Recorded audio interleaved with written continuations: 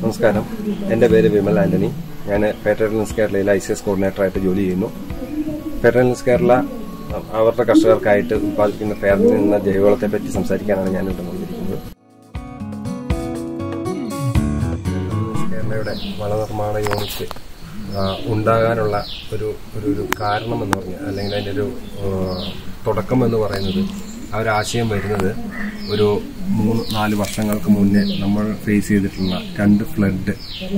നമുക്കറിയാം, നമ്മുടെ എല്ലാ കാർഷികവിളകൾക്കും അത് ഭയങ്കരമായിട്ട് നമ്മളെ ബാധിച്ചു. നമ്മുടെ പ്രൊഡക്ഷൻ ഭയങ്കരമായിട്ട് കുറഞ്ഞു. കാലങ്ങളായിട്ട് ജൈവകൃഷി ചെയ്തുകൊണ്ടിരുന്ന തോട്ടങ്ങളിൽ ഭയങ്കരമായിട്ട് അത് എഫക്റ്റ് ചെയ്യുന്നു. പ്രത്യേകിച്ച് വയനാട്ടിലെ കാപ്പിനെ ഇത് എഫക്റ്റ് ചെയ്തു.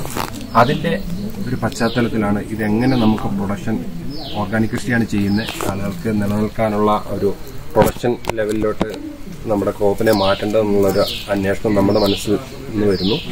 അതിന്റെ ഭാഗമായി അതേ സമയത്ത് തന്നെ നമ്മൾ ആളുകളുടെ അടുത്ത്, നമ്മുടെ മെമ്പർമാരുടെ കയ്യിൽ നിന്ന് കൊക്കോ നമ്മൾ സംഭരിക്കാൻ തുടങ്ങുന്ന ഒരു സമയമായിരുന്നത്.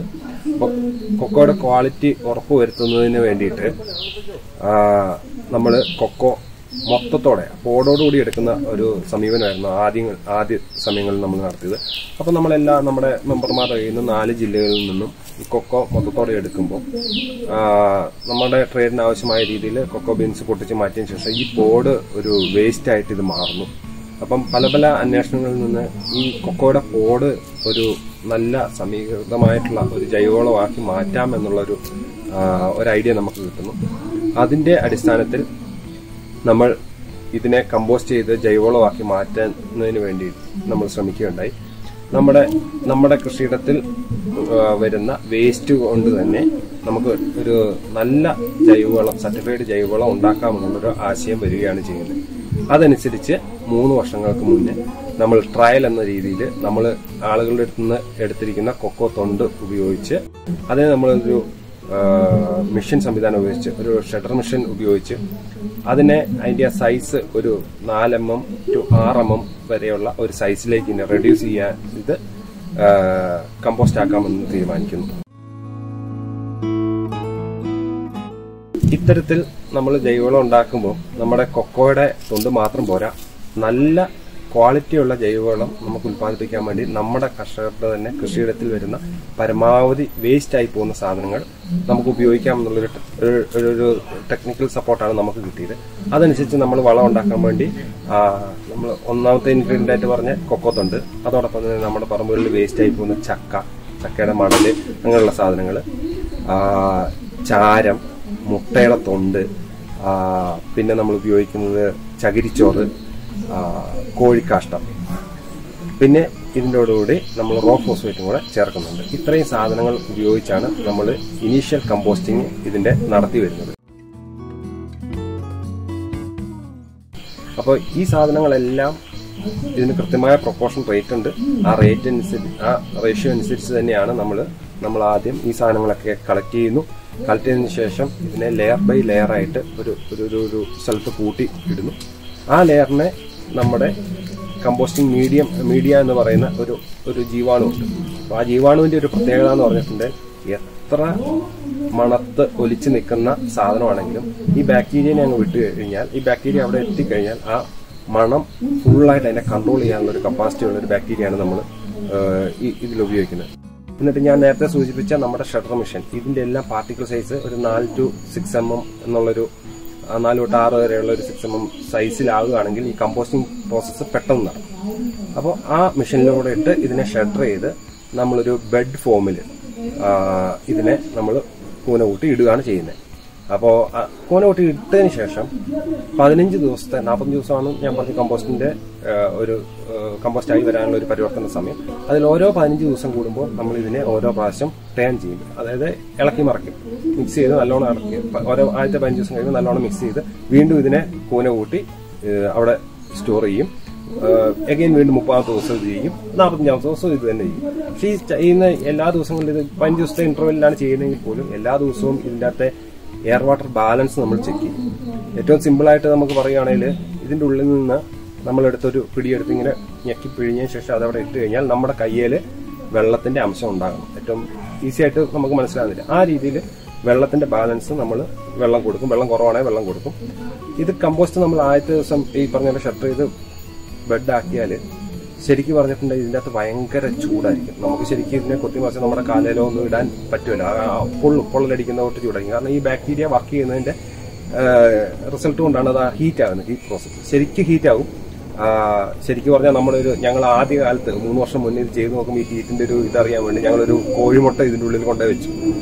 ഏതാണ്ട് ഒരു 1 മണിക്കൂർ കഴിഞ്ഞ് ഈ കോഴിമുട്ട എടുക്കുമ്പോൾ നമ്മൾ പുഴുങ്ങിയ മുട്ട എങ്ങനെ ഇരിക്കുമോ അതേപോലെ തന്നെ അത്ര ഹീറ്റ് പ്രോസസ്സിലാണ്. പക്ഷെ 45ാമത്തെ ദിവസം ആകുമ്പോഴത്തേക്ക് പ്രോസസ്സിങ് എല്ലാം കഴിഞ്ഞ് ഇതിന്റെ ഹീറ്റ് സാധാരണ നമ്മുടെ നോർമൽ ടെമ്പറേച്ചറിൽ അപ്പോഴേക്ക് ഇത് പൂർണ്ണമായിട്ടും കമ്പോസ്റ്റായി മാറിയിട്ടുണ്ടാവും. ഇതാണ് ഈ വളം ഉണ്ടാക്കുന്നതിന്റെ ഏറ്റവും ഫസ്റ്റ് സ്റ്റേജ് എന്ന് പറയുന്നത്. ഇനി ഇതിന്റെ അടുത്ത സ്റ്റെപ്പാണ് സെക്കൻഡ് സ്റ്റേജിലേക്ക് ഈ സാധനം മാറുകയാണ്. 45 ദിവസം ഈ പറയുന്ന രീതിയിൽ കമ്പോസ്റ്റ് ചെയ്ത വളം നമ്മുടെ ആളുകൾക്ക് വളം ആവശ്യം എപ്പോഴാണോ വരുന്നത് ആ സമയം എടുത്തിട്ട് ഇതിനെ നമ്മൾ അരിക്കും. മെഷീന്റെ സഹായത്തോട് തന്നെ സീവറിലിട്ട് അരിക്കുന്നതെന്ന് വെച്ചിട്ടുണ്ടെങ്കിൽ ഈ വളത്തിന് കിട്ടുന്ന പാർട്ടിക്കിൾ സൈസ് നമ്മൾ നേരത്തെ പറഞ്ഞ പോലെ 4 തൊട്ട് 6 വരെയുള്ള പാർട്ടിക്കിൾ സൈസിലാക്കിയിട്ടാണ് ഇടുന്നെങ്കിൽ പോലും ചില പാർട്ടിക്കിൾസ് അതിനെക്കാട്ടിലും സൈസ് കൂടിയൊക്കെ കിടക്കാം.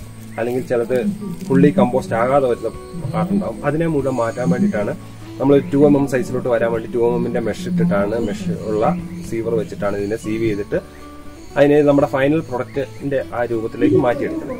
അങ്ങനെ സീവ് ചെയ്തെടുത്ത സാധനം അതിന് നിങ്ങൾ വിചാരിക്കുന്ന പോലെ നമ്മുടെ ഒരു വേസ്റ്റ് പോകുന്ന സാധനം അത് സത്യത്തിൽ വേസ്റ്റ് ആയിട്ട് പോകില്ല. നമ്മൾ അടുത്ത ബെഡ് എവിടെയാണോ ഇടുന്നത്, അതായത് ആദ്യത്തെ സ്റ്റേജ് വീണ്ടും റിപ്പീറ്റ് ചെയ്തുകൊണ്ടിരിക്കുന്നതിന്റെ കൂടെ തന്നെ നമ്മുടെ ഈ സീവ് ചെയ്ത വേസ്റ്റും അതിന്റെ കൂടെ തന്നെ നമുക്ക് ഇടാം. എഗെയിൻ അടുത്ത പ്രാവശ്യത്തെ കമ്പോസ്റ്റിൽ അത് കമ്പോസ്റ്റ് ആയിട്ട് വരും. വേസ്റ്റേജ് ആയിട്ട് പോവുകയല്ല ചെയ്യുന്നത്. നമ്മൾ സീവ് ചെയ്തിട്ട് നമുക്ക് കിട്ടുന്ന ഫൈനൽ പ്രൊഡക്റ്റ് ആയിട്ടുള്ള സാധനം നമ്മുടെ കർഷകർക്ക് എപ്പോഴാണോ നമുക്ക് കൃഷിയിടത്തിൽ ഇടാൻ ആവശ്യമുള്ള ബാഗ് ചെയ്യുന്നത് എപ്പോഴാണോ അതിന് ആ സമയത്ത് നമ്മൾ ഇതിനെ എടുത്ത് നമ്മുടെ NPK സെക്കൻഡറി ന്യൂട്രീഷൻസ് എല്ലാം ഉള്ള നമ്മുടെ എല്ലാ ജീവാണുക്കളും 14 തരത്തിലുള്ള വ്യത്യസ്ത ജീവാണുക്കൾ pseudomonas, trichoderma, കേസോള്, പീസോള്, ബിവേറിയ, verticillium, warm, silica അങ്ങനെ പറയുന്ന 14 ഐറ്റം NPK പറയുന്ന എല്ലാ ജീവാണുക്കളെയും അതിന്റെ കൂടെ കൂട്ടി നമ്മളൊരു മെഷീന്റെ സഹായത്തോടെ ഒരു ബ്ലെൻഡറാണ് അത് നല്ല കൃത്യമായി അത് മിക്സ് ആകാനും ഒരേ രീതിയിലുള്ള പ്രൊപ്പോർഷനിൽ അത് മിക്സ് ആയി വരാനും വേണ്ടിയിട്ട് ആ ബ്ലെൻഡറിലിട്ട് മിക്സ് ചെയ്ത് നമ്മൾ ബാഗ് ചെയ്തിട്ട് ആളുകളുടെ കയ്യിൽ എത്തിക്കുകയാണ് ചെയ്യുന്നത്. ഇങ്ങനെ എടുക്കുന്ന അല്ലെങ്കിൽ ഇങ്ങനെ ഫൈനലി നമ്മൾ ഈ എൻറിച്ച്മെന്റ് പ്രോസസ് ഈ ബാക്ടീരിയകൾ ഉപയോഗിച്ച് എൻറിച്ച് ചെയ്യുന്ന കഴിഞ്ഞിട്ടുള്ള അതിൻ്റെ അത് നിറയെ ശരിക്കും എന്താ പറയാ ബാക്ടീരിയകളാണ്. അതിന്റെ ഒരു ലൈഫ് എന്ന് പറയുന്നത് ശരിക്കും പറഞ്ഞാൽ അത് 1 വർഷം വരെ ഈസി ആയിട്ടിരിക്കും. പക്ഷെ അതിൻ്റെ അത് ശ്രദ്ധിക്കേണ്ട കാര്യം 1 വർഷം വരെ നമ്മൾ സൂക്ഷിക്കേണ്ട അവസ്ഥയാണ് എങ്കിൽ അത് വെയിലടിക്കാത്ത സ്ഥലത്ത് ഈർപ്പം ഉള്ള സ്ഥലത്ത് സൂക്ഷിക്കണം. കാരണം നമുക്ക് ഈ ബാക്ടീരിയകൾ അല്ലെങ്കിൽ ഇത് ഡ്രൈ ആയി പോയിട്ടുണ്ടെങ്കിൽ ബാക്ടീരിയക്ക് അതിൻ്റെ അകത്ത് ജീവിച്ച് നിൽക്കാൻ പറ്റില്ല. അപ്പൊ അതിന്റെ ക്വാളിറ്റി മാറും. പക്ഷെ എങ്കിൽ പോലും നമ്മുടെ കർഷകർക്ക് അത് കൂടുതൽ ഏറ്റവും നല്ല രീതിയിൽ കിട്ടേണ്ടിയിട്ട് നമ്മൾ അതിന്റെ 1 വർഷം വരെയുള്ള ലൈഫുള്ള ബാക്ടീരിയ നമ്മൾ 6 മാസം മാത്രമാണ് ആളുകളോട് പറയുന്നത്. കാരണം ഏറ്റവും എഫിഷ്യന്റ് ആയിട്ട് തന്നെ ഇത് വർക്ക് ചെയ്യണം.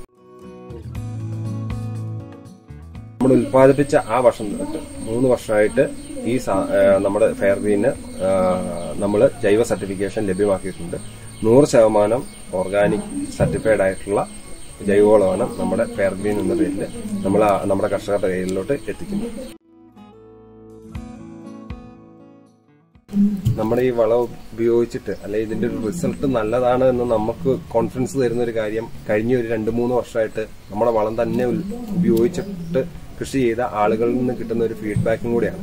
കാരണം നമ്മുടെ വളം ഏറ്റവും പ്രധാനപ്പെട്ടത് NPK പ്രൊവൈഡ് ചെയ്യുന്നുണ്ട്. അതോടൊപ്പം തന്നെ സെക്കൻഡറി ന്യൂട്രീഷൻസ് പ്രൊവൈഡ് ചെയ്യുന്നു. ഒരു ചെടിക്ക് ഏറ്റവും ഹെൽത്തി ആയിട്ട് നിൽക്കാൻ പറ്റുന്ന എല്ലാ ജീവാണുക്കളും നമ്മൾ ഇതിൻ്റെ അകത്ത് ഉൾപ്പെടുത്തിയതുകൊണ്ട് തന്നെ ഇത് ഉപയോഗിച്ച് കൃഷി ചെയ്തിട്ടുള്ള ആളുകളുടെ ഒരു ഫീഡ്ബാക്ക് എന്ന് പറയുന്നത് ഉൽപാദനത്തിൽ നല്ല വ്യത്യാസം. പ്രത്യേകിച്ച് പച്ചക്കറിയുടെ കാര്യത്തിലൊക്കെ ആണെങ്കിൽ ആളുകൾ അതിശയിപ്പിക്കുന്ന രീതിയിലുള്ള റിസൾട്ടുകളാണ് പറയുന്നത്. കാരണം NPKയും സെക്കൻഡറി ന്യൂട്രീഷൻസും pH ലെവലും ഈ വളത്തിന്റെ ഭയങ്കര കൺട്രോൾഡായിട്ട് തന്നെയാണ് നിൽക്കുന്നത്. അതുകൊണ്ട് റിസൾട്ട് എന്നുള്ള കാര്യത്തിൽ ഭയങ്കര ഒരു നമുക്കൊരു എനർജി കിട്ടുന്ന രീതിയിൽ ആണ് റിസൾട്ട് ഭയങ്കരമാണെന്നുള്ളൊരു ഫീഡ്ബാക്കാണ് നമുക്ക് ലഭിച്ചുകൊണ്ടിരിക്കുന്നത്. അതുകൂടാതെ തന്നെ ഈ ചെടികൾക്ക് വരുന്ന കീട ആക്രമണങ്ങൾ ഒരു പരിധിവരെ ഈ നമുക്ക് നമ്മുടെ ഈ വളം കൊണ്ട് തടയാൻ പറ്റുന്നുണ്ട്. കാരണം നമ്മൾ ഇതിൻ്റെ അകത്ത് ബിവേറിയ, വെർട്ടിസീലിയം, സ്യൂഡോമോൺസ്, ട്രൈക്കോഡർമ ഈ സാധനങ്ങൾ ഈ പറയുന്ന ബാക്ടീരിയകൾ ജീവാണുക്കളെല്ലാം ഉൾപ്പെടുത്തി നമ്മൾ വളം ഉൽപ്പാദിപ്പിക്കുന്നുണ്ട്. ഈ വളം ഇട്ട് കൃഷി ചെയ്തിരിക്കുന്ന ക്രോപ്പുകൾക്കൊക്കെ മറ്റു ക്രോപ്പുകളെ അപേക്ഷിച്ച് രോഗപ്രതിരോധ ശേഷിയും ഈൽഡും കൂടുതലാണെന്ന് നിരവധി ആളുകളാണ് നമ്മളോട് പറഞ്ഞിട്ടുള്ളത്. അതുകൊണ്ട് തന്നെ അവര് തുടരെ അവരുടെ എന്താ പറയാ കുടുംബക്കാർക്കോ കൂട്ടുകാർക്കോ അല്ലെങ്കിൽ അറിയുന്ന ആളുകൾക്കൊക്കെ ഈ വളം സജസ്റ്റ് ചെയ്തുകൊണ്ട് വരുന്നുണ്ട്. അതുകൊണ്ട് ആ ഒരു ഇതിൽ തന്നെയാണ് ശരിക്കും പറഞ്ഞാൽ നമ്മുടെ ഒരു കോൺഫിഡൻസും നമ്മളിത് കൂടുതൽ നന്നാക്കിക്കൊണ്ട് മുന്നോട്ട് പോകാനുള്ള ശ്രമങ്ങളും നടത്തിക്കൊണ്ടിരിക്കുന്നത്.